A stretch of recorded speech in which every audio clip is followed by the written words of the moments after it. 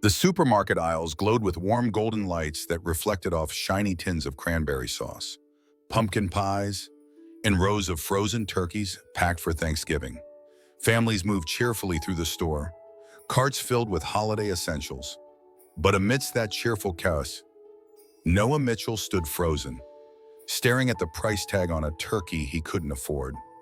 His weathered hands, marked with faint scars from both kitchen burns and battlefield memories, trembled slightly as he reached for his worn wallet. Noah glanced at his son Charlie, who stood beside him, meticulously arranging and rearranging the items in their nearly empty cart. Charlie's world operated on precision and patterns. His autism made holidays both wonderful and overwhelming. "Dad, can we get the big turkey? I drew it in my Thanksgiving picture at school." Charlie's voice remained focused on the shopping cart, avoiding eye contact as he often did when asking for something. Noah felt his heart sink, knowing the few crumpled bills in his wallet wouldn't cover even the smallest turkey, let alone the sides that should accompany it. "Maybe next time, buddy," Noah whispered, forcing a smile while turning away to hide the moisture gathering in his eyes. Thanksgiving was supposed to be about gratitude and family. But for Noah, it had become a painful reminder of everything he had lost. His military career ended by an IED in Afghanistan. His position as head chef terminated after coming out. His parents' rejection, and Michael's death 3 years ago. Now he worked part-time at a local diner, earning barely enough to keep the lights on in their small apartment. Across the aisle, Grace Reynolds noticed the quiet interaction. At 10 years old, she possessed the keen observation skills of a child who had spent years reading adults' expressions in foster homes. She tugged at her father's sleeve. "Dad," she whispered, pointing discreetly toward Noah and Charlie. "That man looks sad. And look at the little boy, he's drawing something in his notebook." Alexander Reynolds glanced up from his phone. Impeccably dressed in a tailored coat, he appeared every inch the successful CEO of Reynolds Foods. Yet something in his daughter's voice made him truly look at the pair across the aisle, the father's military posture contrasting with his defeated expression, the child's focused intensity on his drawing of a Thanksgiving table. If you've ever witnessed a moment where kindness changed everything, please take a moment to like and subscribe to Heart Stories. Every small gesture of compassion deserves to be shared, and your support helps us bring more stories like this one to light. "Dad," Grace persisted, her eyes wide with concern. "It's Thanksgiving. Shouldn't we help them?" Something shifted in Alex's chest, a rare tug of conscience he hadn't felt in years. Success, acquisitions, and board meetings had consumed his life, leaving little room for human connection beyond Grace. But her words pierced through his carefully constructed walls, reminding him of when he himself had stood alone, newly widowed with an adopted daughter he barely knew how to care for. Sometimes the smallest voices speak the loudest truths, reminding us that beneath our different circumstances, we're all seeking the same human connections. The conversation began awkwardly in the supermarket cafe, Noah initially refusing help, pride evident in his military straight posture despite the visible fatigue in his eyes. Charlie sat nearby, absorbed in his detailed turkey drawing, occasionally glancing up when Grace offered gentle comments about his artwork. Alex watched as the little boy's methodical movements mirrored patterns he'd seen in Grace during her early days of adjustment, the careful observation, the need for predictability in an unpredictable world. "Charlie has high-functioning autism," Noah explained softly, noticing Alex's thoughtful observation. "He sees the world differently, more patterns, more details than most of us notice. Holidays are tough with the changes in routine, but he loves the traditions." Alex nodded, understanding far more than Noah realized. Grace needed consistency too. After bouncing between 4 foster homes, structure became her safety. He paused, surprised by his own openness with a stranger. "Being a single dad wasn't in my 5-year corporate plan." A quiet understanding passed between them, 2 fathers navigating unexpected paths. When Noah finally shared his story, it unfolded like chapters of a book written in pain and resilience. Military service that gave purpose until an explosion shattered his leg and left invisible wounds that nightmares still visited. A promising culinary career cut short when a jealous colleague outed him to their conservative restaurant owner. Parents who quoted scripture as they closed their door to him. And Michael, the partner who had helped him heal, who had fought alongside him to adopt Charlie, who had died in a car accident 3 years ago while driving home from work. Cooking saved me twice, Noah admitted, his fingers absently tracing patterns on the table like Charlie often did. First after Afghanistan, then after Michael. Something about the discipline, the transformation of ingredients, it centers me when the PTSD hits hardest. Alex listened without interruption, recognizing the rare authenticity of someone who had faced his deepest fears and survived them. The corporate mask he wore daily slipped further away. I had this dream once, Noah continued, his voice gaining strength as he spoke of the Peace Table, a restaurant where veterans could find community, where families of all kinds would be welcomed, where food would bridge differences and heal old wounds. Charlie even designed a logo at table with different chairs all around it. But dreams need capital, and banks are not exactly lining up to fund a gay veteran with PTSD. As they parted ways that evening, Alex carried Noah's story with him, unable to shake the image of a man who had given so much to his country and received so little in return. Grace's simple question during their drive home, "Can't you help him? Dad, you help big companies and all the time," echoed through his thoughts long after she fell asleep. Sometimes the dreams we bury are the very ones worth excavating, not just for ourselves, but for the healing they might bring to others along the way. The morning sun cast long shadows across Oak Ridge's town square as Noah stood before the vacant storefront, Charlie's hand firmly in his. The building needed work peeling paint. Outdated fixtures, but its large windows overlooking the park held promise. He'd passed it daily for months, allowing himself to imagine possibilities before reality crashed back. Today was different. The realtor's call had seemed impossible. An anonymous benefactor had paid 6 months' rent in advance, specifically requesting Noah Mitchell as tenant. "Is this going to be our restaurant, Dad?" Charlie asked, his free hand carefully outlining invisible patterns on the window glass. Noah squeezed his son's hand, afraid to hope too completely. "Maybe, buddy. Maybe it could be." Across town, Alex sat through a tense board meeting, his attention divided between quarterly projections and the message he awaited from his private attorney confirming the transaction's anonymity. His CFO's concerned voice broke through his thoughts.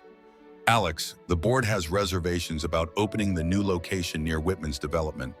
He's practically running this town, and rumors of his mayoral campaign are gaining traction." Richard Whitman. Even his name tightened something in Alex's chest. The council member represented everything Alex had fought against in his rise to success: old money, entitlement, and a particularly venomous brand of discrimination masked as community values. Grace's crayon drawing hung in his office, her interpretation of Noah's restaurant dream, with stick figures of all shapes and colors gathered around tables. She had titled it simply Charlie's Table. The name had stuck in Alex's mind. When the lease was signed and renovation began, whispers spread through Oak Ridge like autumn wind through fallen leaves. Noah had expected resistance. The town's conservative reputation wasn't a secret. What he hadn't anticipated was the organized opposition. Permit applications mysteriously delayed, anonymous calls to the health department before they'd even installed appliances, and Whitman appearing at town meetings, speaking gravely about establishments that contradicted family values while never directly naming the new restaurant. Noah persisted, working nights at the diner while spending days painting walls and building tables from reclaimed wood. Charlie's drawings lined the makeshift office menus designed in his precise handwriting, floor plans with tables arranged in perfect geometric patterns. Each setback strengthened Noah's resolve, transforming military discipline into civilian determination. Eleanor Thompson changed everything. The elderly shopkeeper appeared one morning, tapping her cane against the new sign Noah had just hung: Charlie's Table, with the logo of mismatched chairs around a welcoming table. "My Harold fought in Vietnam," she stated matter-of-factly. "Came back different, like many do. 30 years I ran the general store with him, jumping at car backfires and waking from nightmares." Her keen eyes assessed Noah. Councilman Whitman's father wouldn't serve Harold coffee because he married a black woman. Some things change slowly in small towns, son, but they do change if good folks stand their ground. The next day, Eleanor arrived with her church quilting circle. The day after, 2 veterans from Noah's support group brought tools. Small acts of alliance formed bridges across Oak Ridge's divided community, suggesting that beneath the surface tension, compassion quietly waited for permission to emerge. When barriers arise, sometimes the greatest courage comes not in fighting them alone, but in allowing others the opportunity to stand beside you in the battle. The night before Charlie's table was scheduled to open, Noah stood alone in the kitchen, running his hand along the refurbished countertops. Every surface gleamed a stark contrast to the chaotic journey of the past months. Outside, lamplight illuminated the hand-painted sign swaying gently in the autumn breeze.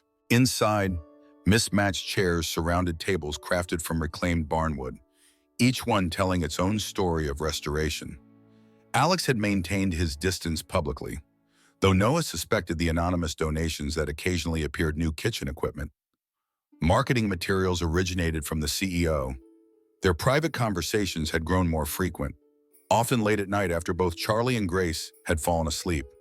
Those calls had become a lifeline for Noah as opposition intensified, anchoring him when doubt threatened to overwhelm his resolve. Opening day dawned with unexpected tension. A small crowd of protesters gathered across the street, holding signs with scripture quotations and family values slogans. Noah watched through the window as Charlie meticulously arranged silverware, blissfully focused on his assigned task rather than the commotion outside. "They're just scared of what they don't understand," Eleanor commented, arriving early with fresh flowers for each table. Fear makes people forget their own humanity sometimes. By noon, something remarkable happened. For every protester outside, 2 customers entered, veterans wearing service pins, families with children, elderly couples celebrating anniversaries. The kitchen hummed with activity as Noah's carefully crafted menu, comfort food elevated through his professional training, moved from order to plate. Charlie thrived at his designated host stand, greeting guests with practiced phrases and seating them according to his precisely memorized floor plan. Then Richard Whitman himself appeared, cameras from the local news trailing behind him. The councilman's timing was strategic prime dinner hour, maximum audience. He demanded to speak with the owner, his voice carrying deliberately through the crowded dining room. Noah emerged from the kitchen, wiping his hands on his apron. The restaurant fell silent. "Mr. Mitchell," Whitman began, his practiced politician's smile not reaching his eyes, "I'm conducting a public health and safety review of new establishments.